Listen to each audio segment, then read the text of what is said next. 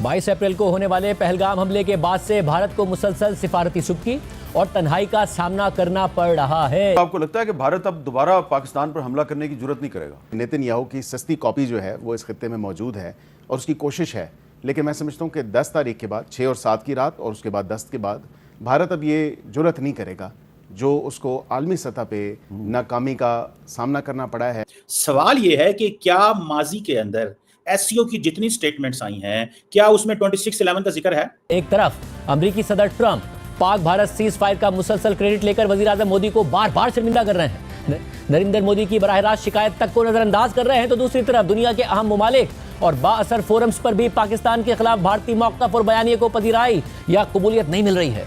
India कहते हैं जी 26/11, दुनिया की जितनी स्टेटमेंट्स भी दुनिया में जहां भी जाता है, जिस लीडर से मिलता है, जिस मुल्क से अपनी बात करता है, तो 26/11 का जिक्र करता है। We want to fight with the perpetrators of terrorism, we want to engage with all that, हम इसको खत्म कर देंगे, तबाह कर देंगे, बर्बाद कर देंगे। कुलभूषण यादव का भी जिक्र कर दिया। इस पर भारतीय वजीर दिफा राजनाथ सिंह ने चीनी वजीर से दोबारा बोलने की दरखास्त की, लेकिन उनकी दरखास्त चीनी वजीर ने मुस्तरद कर दी। इंडिया जो बना हुआ था सुपर पावर दुनिया की, तो अब इसके साथ सही हो रहा है। मतलब कि इसने पाकिस्तान पे ब्लेम लगाया कि पाकिस्तान पहलगाम में जो है ना वो अटैक करवाया, लेकिन जो दुनिया है वो इस मानने को तैयार ही नहीं है, क्योंकि ये इनका खुद से किया हुआ, खुद साख्ता सारे का सारा इनका प्लान था। तो चाइना जो है वो पाकिस्तान का भाई है, मतलब ब्रदर्स हैं, चाइना, टर्की, अज़रबैजान।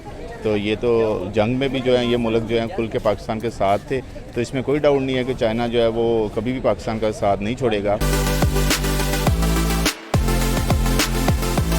पहलगाम में हुए आतंकी हमले के बाद भारत ने ये स्पष्ट कर दिया कि अब हर हमला अपने साथ जवाब भी लाएगा। इसके बाद भारत ने पाकिस्तान के अंदर घुसकर ऑपरेशन सिंदूर को अंजाम दिया, एक सटीक, तेज और निर्णायक कार्रवाई। इस ऑपरेशन में भारत के राफाल और सुखोई लड़ाकू विमानों ने पाकिस्तान के आतंकी ठिकानों को टारगेट किया और ब्रह्मोस मिसाइलों से उन्हें पूरी तरह तबाह कर दिया। लेकिन इस बार सिर्फ पाकिस्तान ही नहीं, चीन भी भारत की रणनीति का हिस्सा था।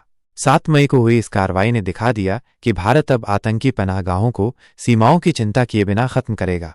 इसके बाद भारत ने एक और वार किया, लेकिन इस बार हथियारों से नहीं, शब्दों से। चीन में आयोजित एक मंच पर भारत के रक्षा मंत्री राजनाथ सिंह ने ऐसा बयान दिया जिसने चीन और पाकिस्तान दोनों को झकझोर दिया। उनकी बातों ने आतंक पर भारत की स्पष्ट नीति को दुनिया के सामने रखा और साफ कर दिया कि अब आतंकवाद के खिलाफ भारत सिर्फ मैदान में ही नहीं, मंचों पर भी लड़ेगा।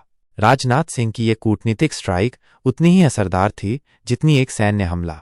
और अब आइए देखते हैं इस पर पाकिस्तानी मीडिया क्या कहती है। साजिशों तक ही मामला महदूद रहेगा या इंडिया दोबारा भी हमला कर सकता है? पहले जो इंडिया ने हमारे ऊपर अटैक किया जिस तरीके से, तो मोदी जो है ये आरएसएस आइडियोलॉजी का माइंडसेट है इसका, तो ये कभी भी किसी भी वक्त दोबारा अटैक कर सकता है। क्योंकि देखिए उसको इंडिया मीडिया जो है या वहाँ पे इंडिया की आवाम है, ये तो हारा हुआ लीडर है इस टाइम इंडिया का, तो वो अगर इलेक्शन करीब आएंगे तो वो कोई ना कोई चवल ज़रूर मारेगा ताकि वो अपने इंडियन आवाम को ये दिखा सके। जिस तरह लास्ट पुलवामा का जब इंसिडेंट हुआ, बालाकोट के ऊपर इन्होंने 2-3 ही दरख्त गिराए, उसके बाद हमने जब उनके जहाज़ गिराए, हमने अभिनंदन उनके पायलट को पकड़ा, तो उस वक्त भी इसने बड़ा जश्न मनाया वहाँ पे कि जी देखिए मैंने पाकिस्तान में अटैक किया है, मैंने वहाँ पे इंस्टॉलेशन इनकी वहाँ पे गिराई है। हालांकि बालाकोट में ही 2-3 दरख्त गिराए थे, उसमें कोई भी अल्हम्दुलिल्लाह कोई भी कैजुअलिटी नहीं हुई थी, लेकिन हमने जो ही उनको फौरन जवाब दिया, उनके जहाज़ गिराए, तो उस वक्त भी मोदी को मुँह की खानी पड़ी। फिर जब अभी रिसेंटली 10 मई को जिस तरीके से हमारे फोर्सेज ने इनको जवाब दिया,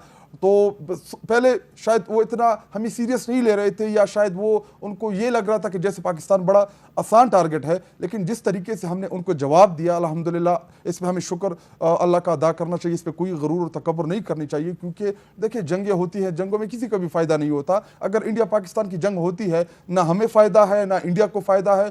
हम उस हिस्से में रह रहे हैं कि जहाँ पे गुर्बत की लकीर से तकरीबन हमारे 50-60% पाकिस्तान में, इसी तरह इंडिया के भी, तो जंग जो है किसी भी मसले का हल नहीं है, लेकिन मोदी जो है वो ज़रूर कोई ना कोई हरकत करेगा। और रही बात खैबर पख्तूनख्वा की, देखिए खैबर पख्तूनख्वा हम तकरीबन, आप सबसे ज़्यादा इस मामले को बेहतर जानते हैं जितने भी मीडिया में लोग हैं, जो बलूचिस्तान का इशू है, खैबर पख्तूनख्वा का जो इशू है, जो तालिबानाइजेशन है, कभी गुड तालिबान कभी बैड तालिबान, जो वहाँ पे ये चीज़ें चलती रही। लेकिन इस वक्त खैबर पख्तूनख्वा की जो अवाम है, ये एक चीज़ मैं क्लियर कर दूँ मीर साहब, इससे पहले एक माइंड सेट था इनकी सपोर्ट में कि जी ये शरीयत ले आएंगे, इस्लाम का निफाज करेंगे, तो एक वहाँ पे सॉफ्ट कॉर्नर था। लेकिन 2007 के बाद जब हमारे मलाकन डिवीजन के लोग, हमारे एक्सपर्ट हमारे डिस्ट्रिक्ट के लोग, जब वो डिस्प्लेस हुए, जब उनको अपने घरों से निकाला गया, फिर जब दोबारा 2013-14 के बाद वहां पे हालात बेहतरी की तरफ गए, उसके बाद जब दोबारा लोग अपने घरों को गए, तो अभी वहां के लोकल लोग जो है, हमारे मकामी लोकल,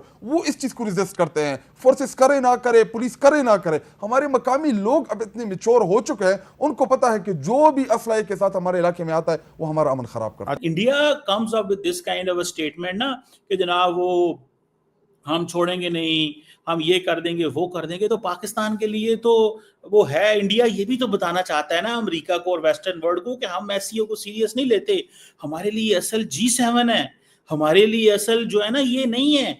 ये देखें हम क्या करते हैं, लास्ट टाइम 2-3 दफा टर्न में इंडिया एससीओ की स्टेट जो होती थी डिस्कशन मीटिंग्स होती थी, वहां पे जयशंकर साहब जाते थे, प्राइम मिनिस्टर मोदी नहीं जाते थे।